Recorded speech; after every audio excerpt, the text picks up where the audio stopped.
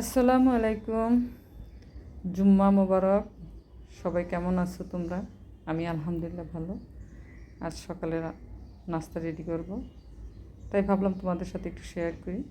প্রথমে আমি পেস্তাগুলা সিদ্ধ করে নিলাম, তারপরে এগুলো একটু বাটার ভিতরে ভেজে নিলাম। তারপরে এখন এগুলোকে আমি একটু সস দিয়ে মাখাবো। তো আমি সসটা হাতে অবশ্য বানিয়ে নিয়েছি। একটু টমেটো সস, একটু লেবু, কাঁচামরিচ, রসুন সব কিছু দিয়ে আমি একটু মাখিয়ে নিলাম। তারপরে 1 চামচ চিলি সস দিয়ে দিলাম, সাথে একটু টমেটো সস দিলাম, দিয়ে এগুলো একটু মাখিয়ে তারপরে একটু বাদাম দিয়ে দিলাম। এই তো এগুলো সুন্দর করে মাখিয়ে তারপরে আমি লাস্ট একটু ডিম দিয়ে দিব। ডিমগুলো কেটে রেখেছি ছোটো ছোটো করে।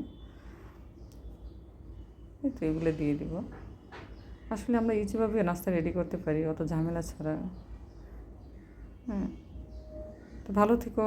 আল্লাহ হাফেজ।